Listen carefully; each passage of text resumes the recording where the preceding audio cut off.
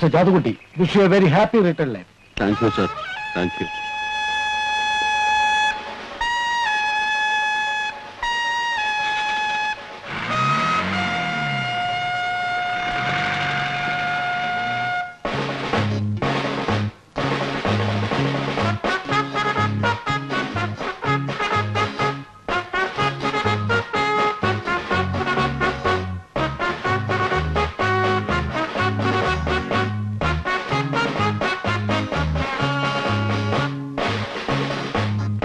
അയ്യോ, ഇതെന്ത് പറ്റി? ജോലിന്ന് പിരിഞ്ഞപ്പോ ഇങ്ങേർക്ക് ഭ്രാന്ത് പിടിച്ചോ? സ്തുത്യർഹമായ സേവനത്തിന്റെ 30 വർഷങ്ങൾ അവസാനിച്ചു മാധവി. ഹോ, ഭാഗ്യം. ഇനി ഇൻസ്പെക്ടർമാരുടെ ചീത്തവിളി കേൾക്കണ്ടല്ലോ. നീ ഒന്നും ഒന്ന് കേൾക്കേണ്ടതായിരുന്നു. ഡിവൈഎസ്പി സദാനന്ദൻ സാർ പ്രസംഗിച്ച എന്താണെന്ന് അറിയാമോ നിനക്ക്? ചാത്തുക്കുട്ടി കോൺസ്റ്റബിളിനെ പോലെ സത്യസന്ധനും കർമ്മനിരതനും ബുദ്ധിമാനും ധീരനുമായ ഒരാളെ പോലീസ് ഡിപ്പാർട്ട്മെന്റ് നഷ്ടപ്പെടുക എന്ന് വെച്ചാൽ സഹിക്കാനാവുന്നതല്ലെന്ന്. അപ്പോഴും കുളിര് കോരി, ഇപ്പോഴും കുളിര് കോരുന്നു. വല്ലവരും ചാവുമ്പോ മന്ത്രിമാര് ഞെട്ടുന്നത് പോലെ അങ്ങനെ എന്തെങ്കിലും പറഞ്ഞെന്ന് വെച്ച് നിങ്ങൾ വെറുതെ കുളിര് കോരേണ്ട ആവശ്യമൊന്നുമില്ല. കാൽ കാശിന് കൊള്ളാത്തവനാണെങ്കിലും ഒരുത്തൻ പിരിയാൻ നേരത്ത് ഇങ്ങനെയൊക്കെ പറയുന്നത് വെറും ഒരു ചടങ്ങാ. ഞാൻ അപ്പുറത്തുനിന്നാ ഇങ്ങോട്ട് വന്നത്. ഇപ്പുറത്തോട്ട് പോയിക്കോട്ടെ. കാശ് കൊടുത്ത് വാങ്ങിച്ചാണോ എന്തോ? ഞാൻ കാശിന് കൊള്ളാത്തവനായിരുന്നെങ്കിൽ തിരുമണ്ടനായ നിന്റെ മകൻ SI പാസ്സാകുമായിരുന്നു. എന്റെ വാക്ക് തട്ടിക്കളയാനാവാത്തോണ്ട് ഡിപ്പാർട്ട്മെന്റ് അവനെ പാസ്സാക്കിയതാ. അറിയാമോ നിനക്ക്? തോക്കാൻ വേണ്ടിയാ അവൻ ടെസ്റ്റ് എഴുതിയത്.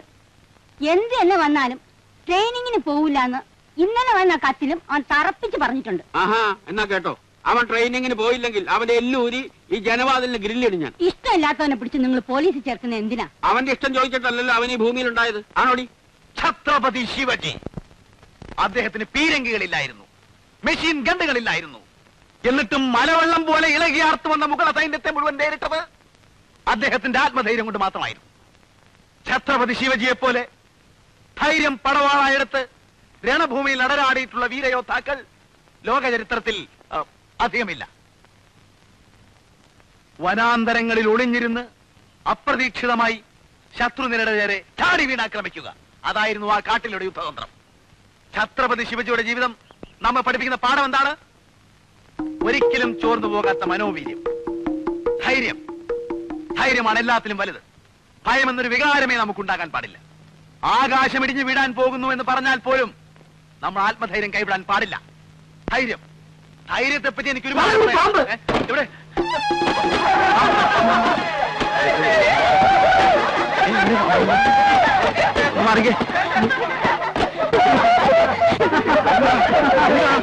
എന്താ പാമ്പ്? പാമ്പോ? എവിടെ പാമ്പ്? എവിടെ? തന്നോടാ ചോദിച്ചത് പാമ്പ് എവിടാന്ന്? പാമ്പവിടെ? ആകാശം ഇടിഞ്ഞു വീണാലും ധൈര്യം കൈവിടുന്ന സാർ പറഞ്ഞില്ലേ? എങ്കിൽ സാറിനെ തന്നെ ഒന്ന് പരീക്ഷിച്ച് കളയാൻ ഞാൻ.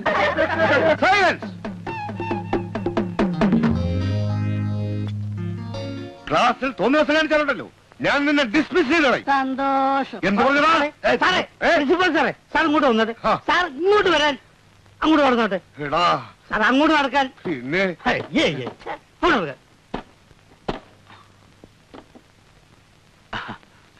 ചുമ്മാ പറഞ്ഞാണല്ലേ? പെട്ടെന്നുള്ള ആവേശത്തിന് ആ പയ്യന് കയറി ഡിസ്മിസ് ചെയ്താ മാസം കിട്ടുന്ന 10-25 രൂപയാണ് നഷ്ടം.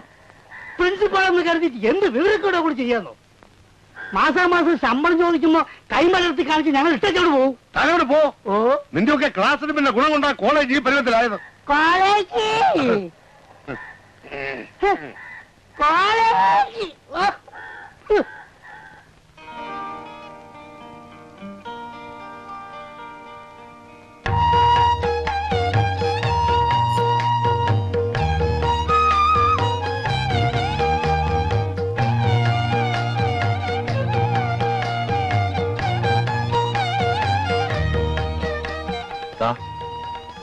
ഇന്നില്ല, ഇന്ന് വേണം. നാളെ ആവട്ടെ. രാത്രി ഉണ്ണാനുള്ള കാശങ്ങൾ എന്താ? ഉണ്ണണ്ട, ഉച്ചയ്ക്ക് മിഷ്ടാനം ഉണ്ടില്ലേ, അത് മതി. എന്റെ ഉച്ച ഊണായി ഈ കാണുന്നത്. ഇതിനേക്കാളും നല്ല വില തോട്ടി പഠിക്കും പോകുന്ന. ആ, അതിനേ കൊള്ളത്തുള്ളൂ.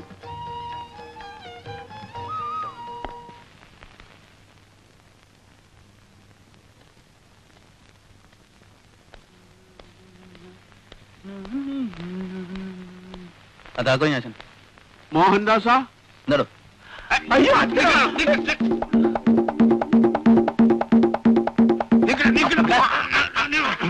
അച്ഛനായിരുന്നു. അച്ഛനെന്താ ഇവിടെ? നീ എന്തിനാ ഓടിയത്? ഞാൻ വിചാരിച്ചു. എന്ത് വിചാരിച്ചു? എന്താ വിചാരിച്ചു? ആ നിന്റെ വിചാരമൊക്കെ മനസ്സിലിരിക്കട്ടെ. ഇവിടുന്ന് സാധനങ്ങൾ വല്ലതും എടുക്കാണ്ടെങ്കിൽ എടുത്തുകൊണ്ട് ഓടിവാ. നമുക്ക് ഇപ്പൊ ഇവിടുന്ന് ഇറങ്ങണം. എന്നിട്ട് എങ്ങോട്ടാ? എന്റെ മുമ്പ് പിള്ളേരെ പഠിപ്പിച്ച് വായിലെ വെള്ളം പറ്റിച്ചതൊക്കെ മതി. തോക്കാൻ വേണ്ടിയിട്ട് ടെസ്റ്റ് എഴുതിയെന്ന് നിന്റെ അമ്മ പറഞ്ഞു. പക്ഷെ നിന്നെ ഞാൻ പാസ്സാക്കിയിട്ടുണ്ട്. അടുത്ത ആഴ്ച ട്രെയിനിങ്ങിന് ജോയിൻ ചെയ്യാനുള്ള കത്തും വന്നിട്ടുണ്ട്. ആ ഞാൻ അറിഞ്ഞു. അതുകൊണ്ടാണ് ഞാൻ വീട്ടിലോട്ട് വരാഞ്ഞ്. അതുകൊണ്ടാണല്ലോ ഞാൻ ലോഡ്ജിലേക്ക് വന്നത്. എനിക്കിപ്പോ തൽക്കാലം സബ് ഇൻസ്പെക്ടർ ആകണ്ട. തൽക്കാലം ഇൻസ്പെക്ടർ ആവാൻ ഒക്കെയല്ല, ട്രെയിനിങ് കഴിയാതെ.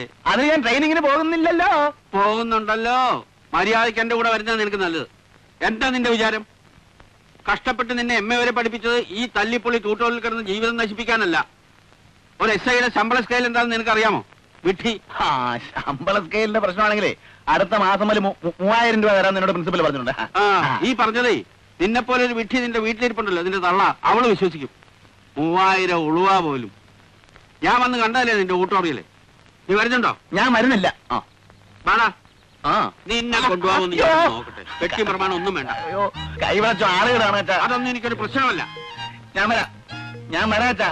പക്ഷെ എന്റെ സർട്ടിഫിക്കറ്റ് ഒക്കെ ഈ മുറിയിനകത്താണല്ലോ. അയ്യോ എടാ, ഒരു ഭീരു 1000 തവണ മരിക്കും. ധീരൻ ഒറ്റ മരണമേ ഉള്ളൂ.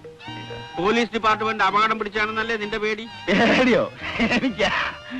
ഞാൻ നിന്നെ കാണാൻ തുടങ്ങിട്ട് എത്ര കാലമായി മോനെ. ഓടരുത്. എനിക്ക് ഓടാൻ വയ്യ. ഞാൻ വയസ്സായതാ. അവിടെ നിക്ക. ഓടി വെറുതെ കയ്യും കാലും ഒന്നും ഓടിക്കരുത് ഞാൻ പറഞ്ഞേക്കാം. മോഹൻദാസാ, മോഹൻദാസ് എടാ അവിടെ നിക്ക. എനിക്ക് ഓടാൻ വയ്യ വയസ്സുകാലത്ത്. എടാ ചെറുപ്പത്തിലായിരുന്നെങ്കിൽ നിന്നെക്കാൾ എംപ്രദവന്മാരെ ഞാൻ പിടിച്ചിട്ടുള്ളതാ. മോഹൻദാസാ, എടാ അതെ എന്നെ വെറുതെ വയസ്സുകാലത്ത് ഓടിക്കരുത് ഞാൻ പറഞ്ഞേക്കാം. മോഹൻദാസ്, മോഹൻദാസാ, മോഹൻദാസാ.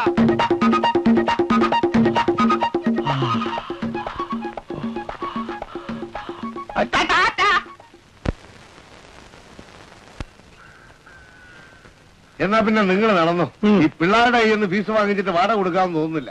ഞാൻ പോയി വല്ല ബാക്കി തപ്പട്ടെ. നല്ലതാ. തപ്പുമ്പോ ഇച്ചിരി കൂടുതൽ തപ്പിക്കോ. ഒന്ന് വൃത്തിയായി വെള്ളം അടിച്ചിട്ട് മാസം രണ്ടായി. അപ്പൊ നാളെ കാണാം.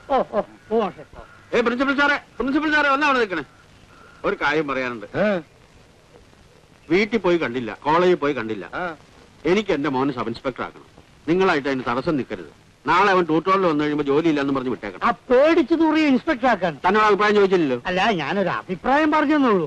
ട്രെയിനിങ്ങിന് സെലക്ഷൻ കിട്ടിയെന്ന് അറിഞ്ഞപ്പോ ഒരൊറ്റ ഞെട്ടിലാ അധീരൻ. കത്തിക്കുത്ത് കൊലപാതകം എന്നൊക്കെ വല്ലവരും പറയുന്ന കേട്ടാ മതി. ഇഷ്ടം അപ്പം മൂത്രമൊഴിക്കും. പോവാ. ഇനി അവനെ കോളേജിൽ കയറ്റരുത്. ബാക്കി കാര്യം ഞാൻ നോക്കിക്കോളാം. അല്ല അതിപ്പോ ഞാൻ പറയുന്നു. അല്ല ബുദ്ധിമുട്ടാണെങ്കിൽ വേണ്ട. അതിനുള്ള പണി ഞാൻ നോക്കിക്കോളാം. ക്ലാസ് മുറിയിൽ വന്ന എല്ലാ കുട്ടികളുടെ മുമ്പിൽ വെച്ച് അവന്റെ കരണക്കുറ്റിക്ക് അടിഞ്ഞ് ഞാൻ പിടിച്ചോണ്ടു. അതിന് തടസ്സം നിന്നാൽ എല്ലാത്തിനും ഞാൻ ചീത്ത വിളിച്ച് നാറ്റിക്കും. അതിനൊന്നും ഇടവരുത്താതിരിക്കുന്നതാണ് നിങ്ങൾക്ക് നല്ലത്. എന്റെ ക്ലാസ് മോശമാണെങ്കിൽ അത് പറ, സ്വഭാവം ചീത്താണെങ്കിൽ അത് പറ. ഇതൊരുമാതിരി. മോഹൻദാസേ, സ്ഥാപനത്തിനൊരു നല്ല പേരുണ്ടാക്കി ഇതൊന്ന് വിപുലീകരിച്ച് ഒരു നേരമെങ്കിലും കഞ്ഞിവെള്ളം കുടിച്ച് ജീവിച്ചാൽ കൊള്ളാവുന്നുണ്ട്. ഇവിടെ വെച്ച് തല്ലും പിടിയും ഉണ്ടായാൽ സ്ഥിതി എന്താവും? ക്ലാസ്സിലൊന്നും കാണാൻ കൊള്ളാവുന്ന പെമ്പിള്ളേരില്ലാത്തതുകൊണ്ട് വിദ്യാർത്ഥി സുഹൃത്തുക്കൾ പലരും പിന്മാറിപ്പോകുന്നറിയാമല്ലോ. ഈ അടിപിടി കൂടി ആയാൽ ഇപ്പോഴുള്ള പെമ്പിള്ളേരും കൂടി വരാതെയോ. അതോടെ കച്ചവടം മതിയേക്ക് കട അടയ്ക്കേണ്ടി വരും. ഇത്രയും നല്ലൊരു അവസരം ആരെങ്കിലും കളയോ മാഷെ? ഇവരൊക്കെ പറയുന്ന കേട്ടു മാഷിന് പേടിയാണെന്ന്. നേരാണോ?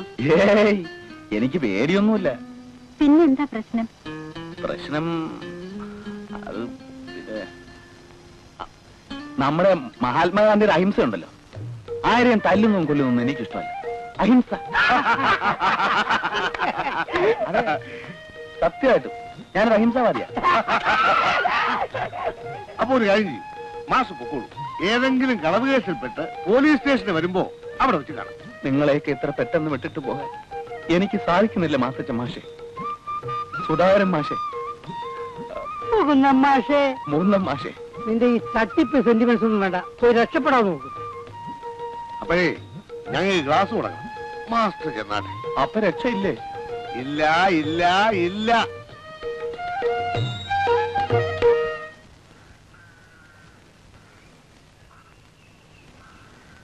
ദേവയാനി ടീച്ചറെ, അറിഞ്ഞോ അറിയാതെയോ നിങ്ങളോട് വല്ല തെറ്റും ഞാൻ ചെയ്തു പോയിട്ടുണ്ടെങ്കിൽ എന്നോട് ക്ഷമിക്കണം.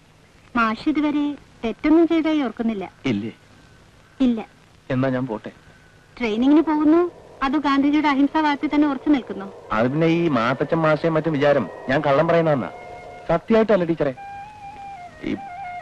ഈ ചെറുപ്പം മുതലേ ഒരുപാട് ഗാന്ധി സാഹിത്യമൊക്കെ വായിച്ച് ഞാൻ വല്ലാത്തൊരു അഹിംസാവാദിയായി പോയതാ. എങ്കിൽ പിന്നെ ഗാന്ധിജിയെ പോലെ ഒറ്റത്തോർത്ത് ഊന്നുവടിയൊക്കെ ആവാലോ.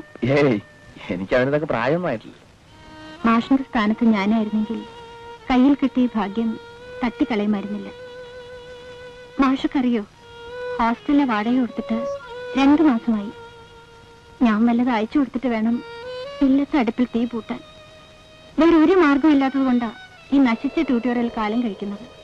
മാഷെങ്കിലും രക്ഷപ്പെടാൻ നോക്ക്. ഇല്ലത്തെ ആരൊക്കെയുണ്ട്? അച്ഛനും ഒരനിയനും.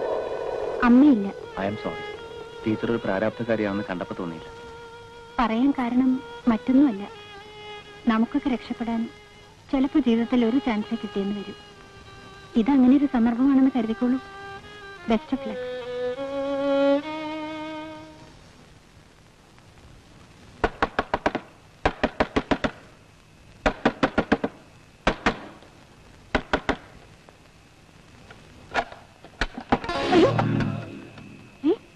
ഈ രാത്രിയിൽ ഒറ്റയ്ക്ക് വരാൻ നിനക്ക് എങ്ങനെ ധൈര്യം വന്നു മോനെ? പഠിക്കൽ വരെ മൂത്തടുത്ത രാമേട്ടുണ്ടായിരുന്നു. ആഹാ, അതെന്താ അമ്മ അങ്ങനെ ചോദിച്ചത്? രാത്രിയിൽ ഞാൻ ഒറ്റയ്ക്കൊന്ന് എന്നെ ആരെങ്കിലും പിടിച്ച് വിഴുമോ? ഇന്ന് എത്ര കാലം കൊണ്ട് ഞാൻ കാണുന്നു മോനെ. അമ്മ എന്ത് കണ്ടു? ഒരു കുന്തവും കണ്ടിട്ടില്ല. അത് ശരി, നീ വല്ലതും കഴിച്ചോ? എനിക്കൊന്നും വേണ്ട. ആ, എന്റെ ജോലി പോയമ്മേ. സന്തോഷം. സന്തോഷം? സ്വന്തം മകന്റെ ജോലി പോയ സന്തോഷിക്കാ വേണ്ടത്. ഇങ്ങനെ സമയം ഞാനും കണ്ടിട്ടില്ല. ഇപ്പൊ കണ്ടില്ലേ? ഓ, ഒരു വലിയ കോളേജ് അധ്യാപകൻ. നീ അവിടെ പട്ടിണി കിടക്കുകയാണെന്ന് ഞാൻ അറിഞ്ഞു. ആർക്ക് വേണ്ടിയടാ ഈ ത്യാഗമൊക്കെ? നിന്റെ ഭാര്യയും മക്കളെയും പോറ്റാനോ? അത് ശരി. അപ്പൊ അമ്മയെ ഇപ്പൊ ശത്രുപക്ഷത്താണല്ലേ? സ്വപ്നം കണ്ടിരുന്നാ മതി. ഓ, സബ് ഇൻസ്പെക്ടറുടെ അമ്മയാകാൻ എന്തോ കൊതിയാണെന്നറിയോ? അയ്യടാ, പോലീസ് പണിക്ക് നീ കൊള്ളത്തില്ലെന്നും നീ പേടിത്തൊണ്ടനാണെന്നും എനിക്ക് അറിഞ്ഞൂടെ? നിന്റെ അച്ഛനെ പോലെ എനിക്ക് തലയ്ക്ക് വട്ടൊന്നുമില്ല. അമ്മേ, എന്നെ പേടിത്തൊണ്ടെന്ന് വിളിക്കുന്നത് മാത്രം എനിക്ക് ഇഷ്ടമല്ല. എനിക്ക് കുറച്ച് അഹിംസവാദം ഉണ്ട്, അത് ഞാൻ സമ്മതിച്ചു. അല്ലാതെ പേടിയൊന്നുമില്ല. അമ്മ ബെറ്റ് വെക്കുന്നു, ഈ ഇരുട്ടത്ത് ഞാൻ ഒറ്റയ്ക്ക് ഈ വീടിന്റെ പടിക്ക് പോയി നിൽക്കുന്ന അമ്മയ്ക്ക് കാണണം. അയ്യോ, അങ്ങനെ സാഹസങ്ങളൊന്നും കാണിച്ചു കളയരുതേ. അങ്ങനെ വഴിക്കുവാ. നിനക്ക് ചോറോ കഞ്ഞിയോ വല്ലതും വേണോ? എനിക്ക് വേണ്ടെന്ന് പറഞ്ഞില്ലേ? എന്നാ ചെന്നിരുന്ന് ഉറങ്ങാൻ നോക്ക്. എന്നെ കൊല്ലിക്കാൻ നടക്കുന്ന ആളെവിടെ? ആര്? എന്റെ ഫാദർ. ഊണ് കഴിഞ്ഞ് കത്തിക്കരി കിടന്ന് പോത്തിനെ പോലെ മുക്കിരിടുന്നത് കേട്ടോ. ഇടട്ടെ നല്ലോണം ഇടട്ടെ.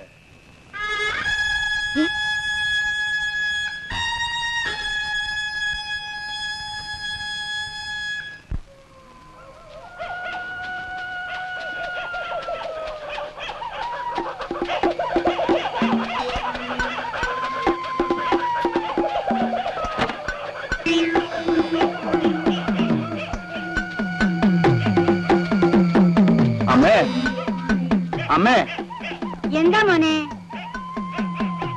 പല കള്ളന്മാരുമായിരിക്കും. പട്ടി പറിക്കുന്നുണ്ടല്ലോ.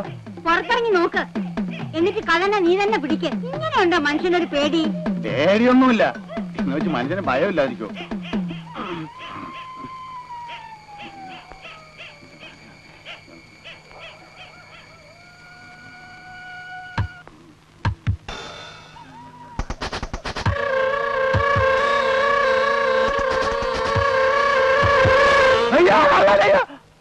ഇത് ഞാനാ, നിന്റെ അച്ഛൻ. അച്ഛൻ കള്ളനല്ല, പോലീസല്ലേ? അതെ. ഞാൻ വിചാരിച്ചു. നീ എന്ത് വിചാരിച്ചു? എന്തോ വിചാരിച്ചു.